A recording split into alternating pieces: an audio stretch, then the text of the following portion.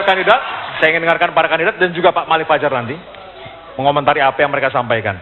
Siapa yang bisa memberikan solusi untuk model seperti ini? Solusi. Mbak Reni terlalu sering bertamu soalnya. Silakan. Terima kasih. Isu yang diangkat oleh Saudari Birul tadi kan soal pemerataan. Saya kira itu memang benar ya. Jadi masalah pemerataan dari pendidikan ini memang harus terus-menerus didorong dari waktu ke waktu, termasuk nanti di alokasi anggarannya itu yang harus mulai di. Saya ingin dengar jawaban yang real gitu loh. Kenapa? Real, straight to the point gitu loh. Nggak real itu maksudnya apa? Karena persoalan pendidikan itu tidak semudah yang Anda bayangkan. Kenapa gitu? Misalnya gini, diskriminasi tadi disebut juga, misalnya diskriminasi antara swasta dengan negeri. Ini kan perlu treatment khusus. Treatment seperti apa sehingga proses alokasi anggarannya bisa fair, bisa merata. Lalu kemudian kesenjangan dari segi daerah, antara daerah di Jawa dengan di luar Jawa, Barat dengan Timur, antara misalnya dengan daerah terluar dengan yang di sini misalnya. Nah itu kan diperlukan treatmentnya beda-beda gitu loh. Tetapi intinya adalah bahwa harus ada keberpihakan yang lebih jelas menyangkut politik anggaran. Maksudnya ini yang real. Mas, kalau kasus seperti tadi sebetulnya itu jumlahnya ribuan. Ya. Kami ini sebetulnya produk dari seperti itu. Ya, produk seperti itu. Jadi nggak perlu bantuan gitu ya dari. Ya perlu. Nah, juga masih. disinilah ya keperpihakan negara, keperpihakan pemimpin itu tadi sebetulnya sudah kita bicarakan. Cuma lebih konkret adalah keperpihakan para pemimpin dan selalu harus diingat oleh kepala para pemimpin bahwa salah satu tujuan nasional kita adalah pendidikan. Oke. Gitu, saya kira. Ya. Mas ini dulu, saya dulu. Oke. Yang pertama saya menyampaikan, Birul, jangan khawatir, saya pun dulu mengalami hal yang sama seperti yang kamu lakukan hari ini, jadi tetap semangat. Kemudian yang kedua, Mas Indi harusnya program pendidikan, anggaran yang dalam program kita harusnya justru fokus terhadap hal-hal yang seperti itu. Hari ini Mas Indi saya harus sampaikan, kita punya 58 juta, siswa SD 50 juta, siswa SMA 8 juta, hampir mahasiswa kurang lebih 5 juta. Dari hampir kurang lebih 5 juta, memang hari ini, tahun ini ada 219 ribu sekian yang memperoleh bidik misi.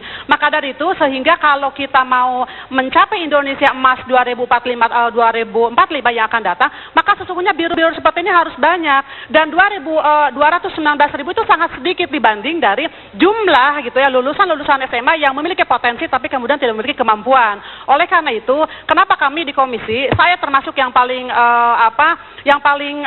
kekeh gitu ya untuk memperjuangkan bagaimana bantuan siswa miskin, beasiswa, karena saya pun alumni beasiswa. Jadi harus diperkuat supaya partisipasi anak untuk sekolah itu lebih tinggi lagi gitu. Ya, saya pikir bidik misi ini juga bagian daripada bentuk konkret daripada pemerataan. Tapi masih ada upaya apa yang bisa dilakukan untuk lebih meratakan.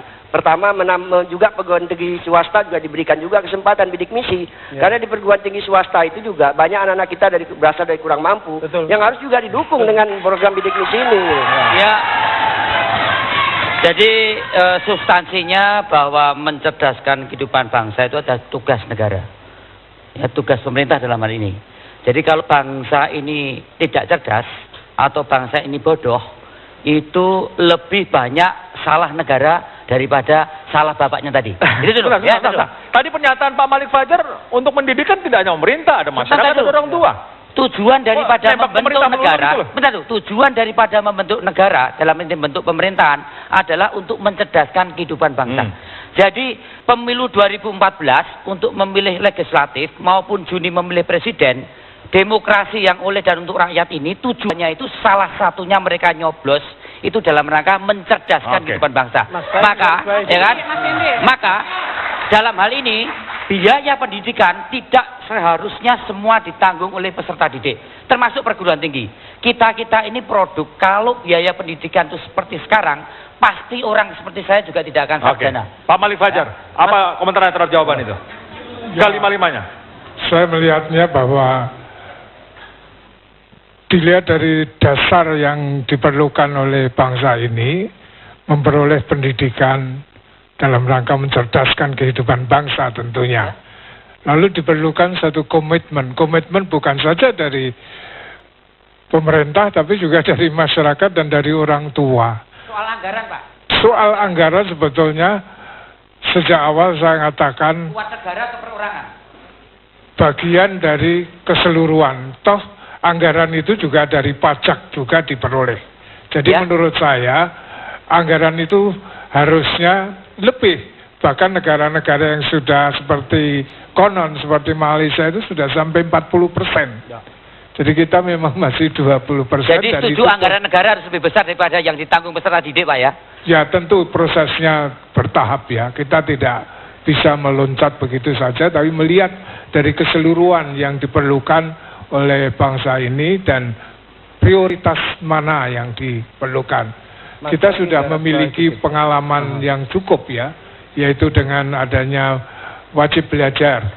Wajib belajar sebetulnya seharusnya sudah lewat, itu bukan 9 tahun, tapi 12 tahun. Mas Idris, saya ingin garis bawahi sedikit. Kalau namanya wajib belajar itu otomatis tadi juga Mas Gus Coy juga mengatakan bebas. Oke.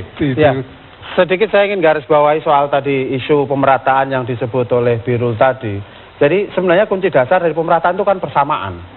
Karena semua peserta didik itu kan sama, semua murid itu sama pada dasarnya kan. Jadi apakah dia bertempat tinggal di Jawa atau luar Jawa, dia di kota atau di desa, dia di tempat yang jauh atau tidak, ya kan, dia ini sekolah di negeri atau swasta. Ketika semuanya ini disamakan dalam pengertian perlakuan dari pemerintah, perlakuan dari kebijakan negara, maka insya Allah problem-problem seperti yang muncul di masyarakat selama ini nggak akan ada lagi gitu loh. Nah, intinya di situ. Gitu? Tidak sesimpel itu. Jadi kita bisa melihatnya bahwa pendidikan memang harus dinikmati oleh semua. Tapi dalam konteks melaksanakan pendidikan kita tidak bisa menyamaratakan. Artinya bahwa kondisi sosial, budaya, ekonomi mesti perlu diperhatikan. Karena itu prioritas-prioritas mana yang perlu diberikan. Tadi disinggung juga misalnya sekarang ini masih banyak loh yang namanya guru kunjung. Guru kunjung itu guru yang hanya satu tapi harus mengampu 2-3 sekolah. Guru namanya guru dacil, guru daerah terpencil. Hal semacam itu kan menyedihkan. Setelah kita hampir 68-69 tahun merdeka. Ini persoalan-persoalan pokok yang tentu harus menjadi prioritas kita. Tentu juga perlu dilihat pranata atau institusi-institusi pendidikan itu kan sangat luas sekali. Pada masa-masa itu kita pernah punya namanya SD kecil. SD kecil itu hanya 5-10 orang. Kemudian ada yang dinamakan SD SMP terbuka. Sanawiyah terbuka, saya mengalami membuka sanawiyah terbuka. Jadi sebetulnya dan institusi itu kan bisa melekat pada institusi, bisa namanya pondok pesantren, pokoknya harus luas dan luas sejalan dengan sosial budaya yang kita miliki. Kalau itu kita lakukan. Berikutnya saya sedikit sekali. Satu hal yang kita tuntutan yang tidak bisa dilepaskan, masalah yang kita sebut dengan multikulturalisme. Jadi keragaman budaya ini juga harus menjadi bagian dalam rangka mencerdaskan kehidupan bangsa. Terima kasih Bu Prof. Kita break sebentar, kita akan ngobrol lagi nanti. Tapi sebelum kita break, kita lihat perolehan polling SMS. Ini angkanya.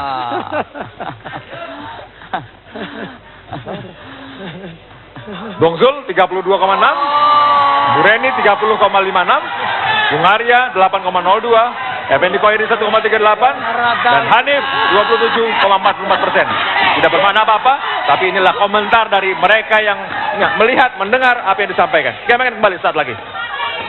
Paling kecil tuh paling menang.